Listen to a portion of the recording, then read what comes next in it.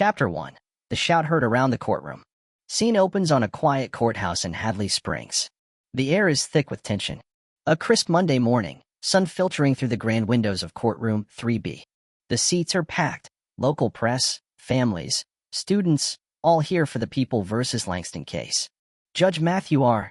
Creedy sits elevated, a man in his early 60s, known for his harsh tongue and 94% conviction rate. His robe hangs off him like black armor. Today he looks particularly impatient. At the defendant's table sits Amira Langston, 34, a community organizer, sharp-eyed and composed, though there's a tremble in her hands. She's accused of inciting a riot that led to property damage in the wake of a protest over police violence. In reality, she was trying to prevent it. But the truth rarely survives the courtroom unscathed. The prosecutor, a rising star named Chase Wilborn, adjusts his tie like he owns the air in the room.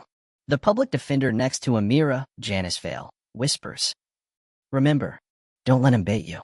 Creedy bangs the gavel. "Ms. Langston, you'll stand." Amira rises. Chase begins his fiery opening statement, painting Amira not just as a protester but a domestic instigator. He flashes pictures of fires, broken windows, and blames her for it all. Amira tries to interject. "Your Honor, this is misleading." The judge cuts her off, voice thundering. "Shut TF up E*TCH, you're nobody here." Gasps ripple. The courtroom freezes. Janice rises instantly. "Objection. That was inappropriate and The gavel slams again. "Sit down." But something shifts. Someone in the audience is recording. The video, one judge, one woman, one explosion, would later spark a media firestorm. But at that moment, Amira simply breathes. Slowly. Eyes burning. She doesn't cry. She doesn't scream. She remembers. Chapter 2. Before the storm. Amira was 10 the first time she watched her father disappear, not in smoke or gunfire, but in paperwork and silence. It was late November 2003, the day after Thanksgiving. Her dad, Elijah Langston, had kissed her forehead and said, "Hold down the house, soldier." He was arrested that night, accused of stealing copper pipes from a construction site where he used to work. They said he fit the description. They said he ran. They said nothing about the security footage that never made it to trial. Her mother, Celeste, had shouted herself hoarse in the courtroom. "He was home with us. Ask my daughter." But 10-year-old girls don't win cases. They just cry into their school lunch the next day and learn what plea bargain means by eavesdropping on adults in kitchens. Elijah was sentenced to 6 years. He served 4. Came out with silence stitched into his mouth. When Amira visited him in prison the first time, she asked him, "Did you do it?" And he'd said, "Does it matter, baby girl?" She hated that answer. And she never forgot it. At 16, Amira was getting suspended weekly. Teachers said she talked back. One called her a powder keg. During one of her forced counseling sessions, an old white woman in a second-hand blazer entered the room. She had a cane and a law degree. Nora McKenna, former civil rights attorney. Retired. Rumored to have sued the state 4 times and won twice. She now volunteered at Hadley Springs High, offering debate club as an alternative to detention. She saw Amira once and said, "Come yell with me, but learn how to do it so people have to listen." They started with Brown versus Board, moved on to Gideon versus Wainwright, and by graduation, Amira could quote Loving versus Virginia while doing her eyeliner. Nora called her dangerously eloquent. In college, Amira majored in urban policy and minored in F***CK around and find out. Her first organized protest was quiet. A group of students walked out of class after a tenured professor referred to the Ferguson protests as primitive unrest. The university threatened expulsion. Amira showed them the student handbook clause about nonviolent demonstration. It didn't mention the word primitive, but she brought a dictionary anyway. They backed off. She felt power for the first time, not from shouting, but from proof. Her little brother, Malik, born while Elijah was in prison, grew up on stories of his dad from Amira. She made them superhero tales. She told Malik their father fought invisible monsters called injustice and wore an orange suit not because he had to, but because heroes didn't need capes. But as Malik grew older, the world didn't let her lie anymore. He got stopped 3 times before he turned 17, once for jaywalking, once for suspicious loitering, and once because someone, matching his build, shoplifted an energy drink. He started to shrink into himself, eyes always checking over his shoulder. Amira started writing again. "Dear Hadley Springs Police Department, He's just a boy. He's just a boy. He's just a boy. They never replied. In the years that followed, Amira became that girl on local news. Organizing, educating, showing up to council meetings with spreadsheets and fury. She wasn't flashy. She didn't throw things. She asked questions they couldn't answer and handed them copies of their own policies. She taught free civics classes in her old neighborhood. She ran voter registration drives at night after her shifts. She buried Nora in the spring of 2020 and made her this promise. If they ever come for me in court, I'll make it the loudest room in the country. 1 week before the arrest, Amira had noticed someone at the edge of the last protest. White male. Crew cut. Ray-Bans. Not chanting. Not sweating. She thought nothing of it. Then she saw him again. Same shirt. Same stance. Across the street from her community meeting. She told Malik. He said she was being paranoid. Then someone broke the windows of a local bank. Then came the headlines. Langston protest turns violent. She hadn't even been there when it happened. But she was the face. April 4th, 2021. A knock at the door. For officers. No warning. No explanation beyond a folded paper with a warrant. Malik watched her get handcuffed in her own living room. She asked them, "What am I being charged with?" The youngest one looked away. Chapter 3. The fire next time. The air in Hadley Springs that Thursday afternoon was different, thicker, somehow, even though there wasn't a cloud heavy enough to justify the weight in people's chests. The city's breath held itself like a nervous witness. Even the pavement looked like it was bracing for impact. And Amira felt it in her bones. She had organized plenty before: marches, town halls, silent vigils, but this wasn't just about policy anymore. This was about rage that had nowhere left to go but outward. 3 nights earlier, a boy named Devin Cass had been killed. 17. No weapon. Reached for his phone when a cop shouted, "Freeze." 2 bullets. 1 dead teenager. 1 press conference where the mayor said, "Let's wait for the full investigation." The community had heard it all before, waited, buried, mourned, repeated. This time they weren't waiting. So the protest was happening. It was legal. Amira had done it by the book. She'd even gotten a signature from Councilman Rice, who only helped because a camera crew had been nearby when she asked. She wasn't trying to burn the city.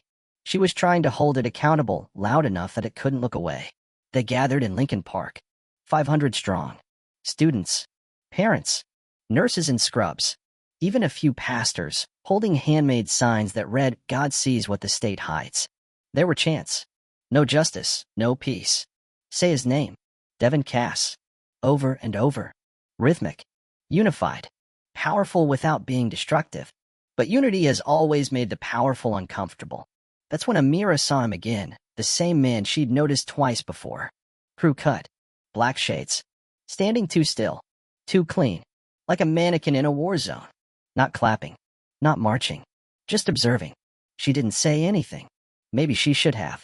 Somewhere near the back, a bottle broke. Glass on concrete. Then another. Someone shouted. Then someone else. The crowd shifted, that strange ripple you only see when people try to figure out if it's still safe. And then boom. A firework? A flashbang? No one ever figured it out. But it echoed loud enough that birds launched from every tree. Panic cracked the protest spine. People started moving fast. Too fast. Marshals tried to regain control, waving their arms and screaming instructions over the chants that had now turned into chaos. Amira climbed onto the steps of the library, grabbing a bullhorn. Stay calm. Move to the south side. Do not run. But people ran. Because of course they did. Fear doesn't take orders from organizers. Somewhere in the distance, a brick was thrown. It hit a car windshield and spiderwebbed across the glass. The owner wasn't even part of the protest. They were just parked too close. That was all it took. Police began swarming in, riot shields raised, visors down, batons already out before any formal dispersal order. Tear gas hissed through the air like serpents in the grass. People screamed. Someone fell. Someone got dragged. Cell phones went flying. A girl who couldn't have been older than 14 took a rubber bullet to the leg and collapsed beside a trash bin. Her brother pulled her away, eyes wild, mouth foaming with panic. Amira refused to run. She stayed planted. Screamed names of the injured. Pointed at cops who aimed too low. Tried to capture badge numbers. But her own voice was drowning in the symphony of violence. Somewhere behind her, a Molotov lit a storefront ablaze. Someone would later say it was a protester. Someone else would claim it was an undercover agent. No one ever got clear footage. What people did get was Amira on every live stream, shouting for people to fall back, to protect the elders, to lift the fallen, to document everything. But when the city put together the footage the next day, they clipped out the chaos, kept her face, kept her raised voice, painted her as the storm. Local news ran it without context. Community leader behind violent protest. Her full name. Her face. No quotes. No corrections. She went home that night bloodied from helping a trampled man who kept calling her daughter, through cracked lips. Malik made tea she didn't drink. Her mother called 3 times, whispering every time, like the walls had ears. The next morning, the threats began. Anonymous numbers. Messages like, enjoy prison, terrorist, and hope you burn like that Walgreens. Amira didn't respond. She never did. But inside, something had shifted. She felt a weight she hadn't carried since her father's sentencing. That helplessness. That sense that no matter what you do, the story will be written about you, not with you. And then the knock came. 3 days later. They say when a city burns, it never forgets the smoke. But in Hadley Springs, the real fire wasn't in the broken glass or the torched corner stores. It was in the system, old, creaking, rigged from the inside out. And Amira had walked straight into the center with nothing but a megaphone and a conviction. They thought they could make her the villain. They had no idea she'd memorized every page of the playbook and had already started writing a new one. Chapter 4. Cross-examination. The courtroom smelled like old wood and nervous sweat. Amira sat straight-backed in her chair, wearing the same gray blazer she'd worn to every city council meeting for 3 years, the one with the ink stain near the left cuff, the one she called her armor. Her hair was tied back. Minimal jewelry. No makeup.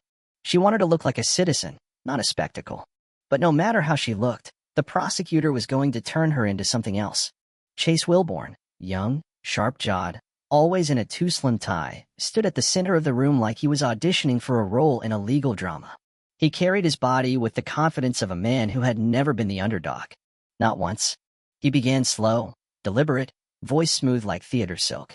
Ms. Langston, on the afternoon of April 1st, were you present at the protest in Lincoln Park? Yes. Did you speak to the crowd using a bullhorn? Yes. Did you instruct anyone to defy law enforcement? No. Did you attempt to stop the violence? Yes. He turned, smiled slightly, like a cat toying with a dying bird. Yet the violence occurred. Fires. Broken glass. Injuries. All during your protest. She didn't blink. It was a protest. Not mine. That park belongs to everyone. So does justice. Janice, her public defender, flinched slightly at the response, not because it was wrong, but because it was too right. The jury wouldn't see the nobility in it. They'd hear tone. Chase walked to the evidence cart, pulled out a tablet, tapped it. A large TV flickered on. The video played. A clip from a live stream. Amira standing on the steps of the library. Her voice sharp, urgent. Her face framed by smoke. Her hand pointing somewhere off-screen. The screen paused on her mid-gesture. She appears to be directing something, Chase said to the jury, not to her. I was pointing to where the tear gas was coming from, telling people to avoid it. He nodded politely. Of course. But it's so hard to tell, isn't it? Janice stood. Objection. That's speculation. Sustained, said Judge Creedy, not even looking up from his notes.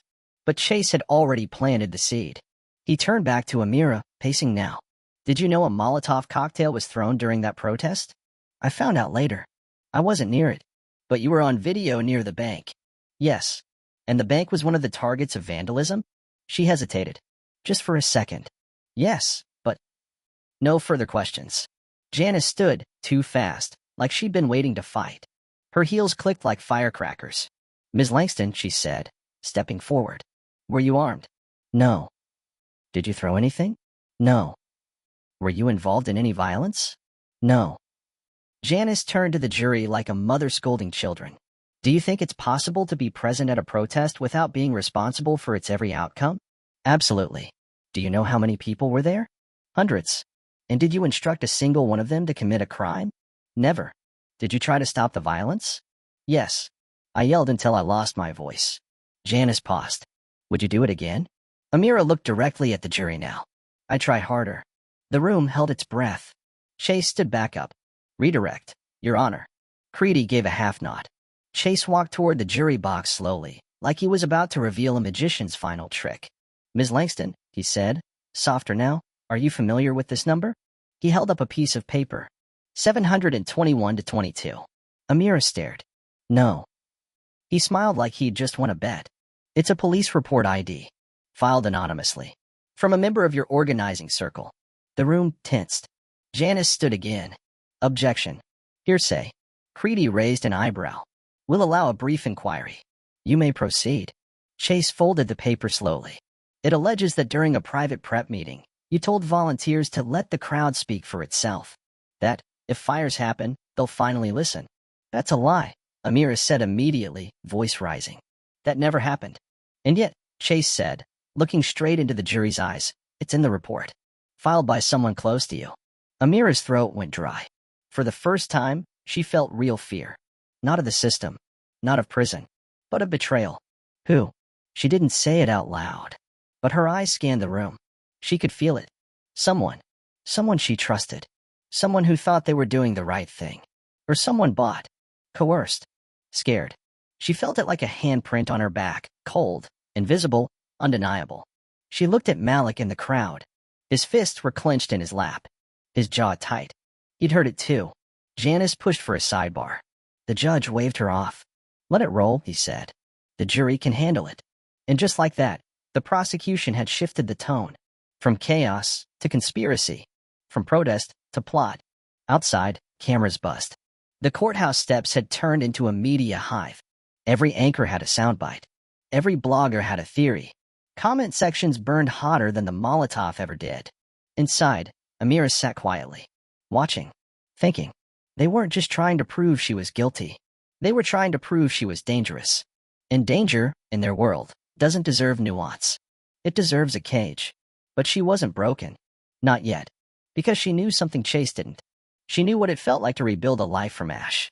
She knew how it felt to be silenced and come back louder. And she still had the truth. Not the kind you shout. The kind you whisper when they least expect it.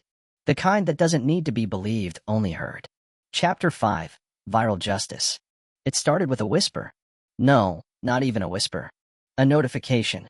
A 17-second video clip posted by someone sitting in the back row of the courtroom. The username was random, the caption simple.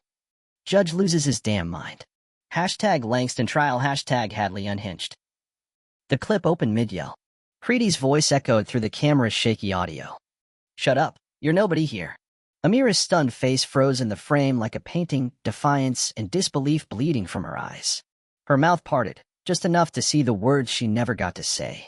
The clip was posted at 11:23 a.m. By 11:45, it had 6,000 views. By noon, it hit 50K. By 3 p.m., every major news network was running it on loop. By the next morning, hashtag Amira Langston was trending worldwide. People didn't care about the permits, or the broken glass, or the whispers of Molotovs. All they saw was a black woman being screamed into silence by a white judge with a record of 40 years and no filter. Someone unearthed an old case where Creedy dismissed a teenage girl's assault allegations with the line, "Well, why'd you go to his house then?" Then someone else found footage from 1997, when he told a single mother she should have kept her legs closed if she couldn't afford a lawyer. The hits kept coming. A thread of court transcripts. A podcast from a fired public defender. An audio leak from a backroom bar conversation where Creedy reportedly called protesters professional victims. It wasn't justice anymore. It was reckoning. Meanwhile, inside the courtroom, Amira sat in silence. She knew. Not from a phone. Hers had been confiscated during booking. But from the way the bailiff stopped making eye contact. From how Janice started smiling again, almost too much. From how Chase Wilborn, Mr. Untouchable, started stammering when the judge entered the room. Power had shifted, and it wasn't in the judge's gavel anymore. It was in the eyes of the people watching. Millions of them. That afternoon, 3 protesters were allowed to testify on Amira's behalf, including a retired Army medic who helped evacuate injured civilians during the tear gas chaos. When asked if Amira had incited violence, she said, no. She was the only one trying to stop it. Then she looked at the judge and said, very clearly, I've seen war zones with more order than this courtroom. By the end of the week, the mayor of Hadley Springs released a statement calling for a thorough review of courtroom professionalism. A review, not an apology. But it was something. The governor followed up with a call for Creedy's suspension, pending ethics investigation. The ethics board said they would take 6 months. But the people outside the courthouse? They weren't waiting. By Sunday, there were 2,000 people gathered outside. Some held candles, others signs. Some played the audio on speakers, looping Creedy's yell over and over. The sound became a chant. Nobody here? We're everywhere. Then came the statement from the National Civil Rights Coalition. Then the pro bono legal team. Then the ACLU. Then the handwritten letter from John Grayson, a retired Supreme Court justice, condemning Creedy's behavior as disgraceful, dangerous, and institutionally fatal. Inside the courtroom on Monday morning, Judge Creedy tried to act normal.